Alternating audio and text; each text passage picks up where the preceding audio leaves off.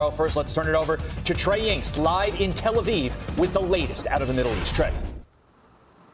Yeah, Todd, Carly, good morning. An intense 24 hours across the Middle East. Minutes ago, more explosions rocked the Iranian capital of Tehran as the Israelis are going on the offensive after they came under a significant Iranian ballistic missile attack overnight. This all started yesterday afternoon when the IDF struck the Lebanese capital of Beirut. They were going after a Hezbollah command and control center there in response to rocket and drone attacks over their northern border. Now, the Iranians shortly after threatened to target Israel for hitting their largest proxy in the region and later launched 4 waves of ballistic missiles at this country. As those missiles were soaring through the skies of Israel, I spoke on the phone with President Trump, who told me what I would suggest to Iran: you've shot your missiles, that's enough. Get back to the table and make a deal, the president said.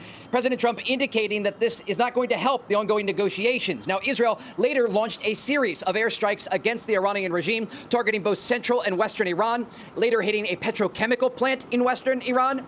And this was taking place as the Iranians started to launch more ballistic missiles at Israel. Early this morning, civilians here in Israel's second largest city of Tel Aviv awoke to sirens sounding. The Houthis, an Iranian proxy in Yemen, had launched a ballistic missile toward the central part of this country.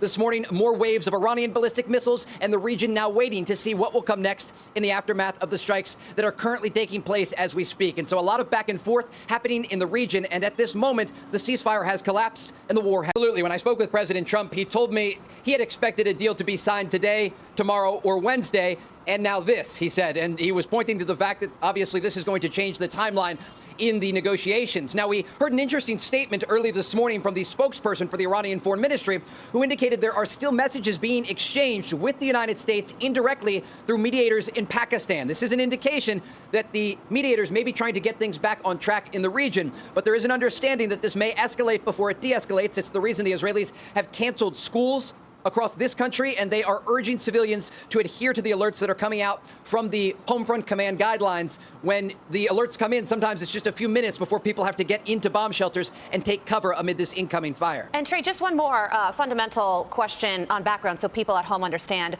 Why is this ramped up fighting between Israel and Iran taking place right now? Yeah, so this is happening right now in the context of a broader war that occurred earlier this year during Operation Epic Fury, when the United States and Israel launched a series of airstrikes against the Iranian regime to target the country's military infrastructure because they were unwilling at that time to reach a negotiated settlement that would address the country's nuclear program and also international shipping lanes in the Strait of Hormuz. Now, Trump administration negotiators, including U.S. Special Envoys Witkoff and Kushner, have made significant progress at the negotiating table. But still, things have been stalled in the region, with Iran unwilling to make those final concessions as it relates to the highly enriched uranium that is buried deep underground in the aftermath of Operation Midnight. This morning, Trey, thank you. Stay safe. Let's bring in national security and military analyst, international relations expert, Dr. Rebecca Grant. And Doctor, you just heard Trey Inks say this ceasefire is all but over. Do you agree?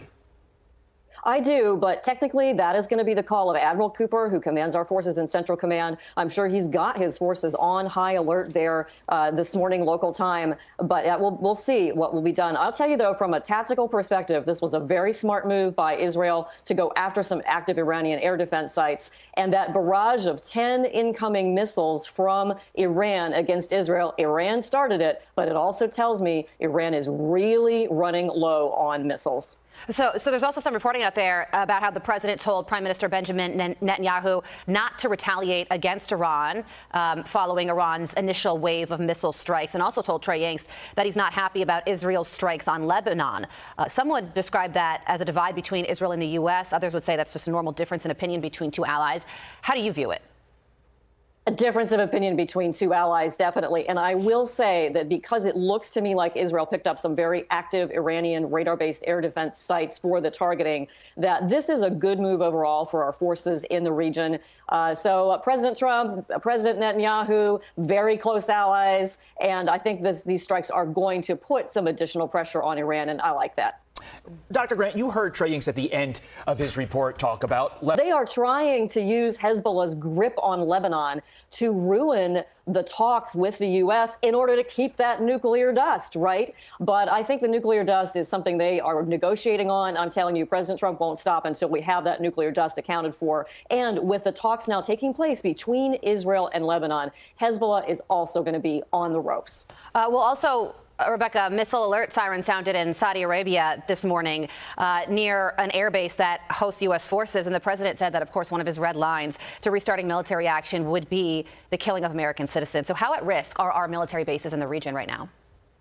Well, they are very, very tightly protected. They're now experts in that counter-drone and counter-missile threat. Admiral Cooper will have seen the Iranians getting ready to do that attack on Israel, and they are completely buttoned down. But I tell you, those strike options are ready to go anytime President Troop and Admiral Cooper are ready for them. 2 aircraft carriers to Tripoli, a lot of land-based air, and ready to hit back. And so Iran really better watch it. I think this is very close to seeing some U.S. strikes as well, unless President Trump is happy with the state of negotiations. Okay, I'm going to force you one step further. You said this could happen. If you were advising the president and his team, would you encourage further kinetic strikes against Iran to get them to the table? That's a big ask. I'd look at the Israeli BDA. If they knocked out enough of those air defense sites, that means Operation Rough Rider in 2025. I don't like seeing them way into the mix here, but they're claiming that they're going to close the Red Sea. It's nothing. Israel is well capable to handle Houthi ballistic or cruise missiles. The Houthis are just a sideshow right now. And today, notable, marks the 100th day of the Iran war, launched on February 28th. So just wanted to make a note there as we focus on conservative political perspectives. Here is a quick overview of what the network does and its current status. Core functions. News coverage. Fox News provides 24-hour news coverage, including breaking news, national and international reporting, and business analysis. Political commentary. A significant portion of its programming is dedicated to opinion and analysis shows, featuring well-known hosts who discuss current events from a conservative viewpoint. Digital and mobile. Beyond television, Fox News maintains a robust digital presence through its website, the Fox News app, and social media channels, offering live streams, on-demand videos, and written articles. Sports and entertainment. Through the broader Fox Corporation, the brand is heavily involved in sports broadcasting such as the NFL and general entertainment via its associated platforms like Fox Sports and Tubi. Recent developments as of June 2026. Integration of Outkick. As of June 8, 2026, the digital sports platform Outkick has been integrated as a vertical within Fox News Digital to expand its sports and culture coverage. NFL partnership. Fox Corporation recently announced a new multi-year agreement to bring NFL football content to Fox platforms in Mexico starting in the fall of 2026. Current news coverage.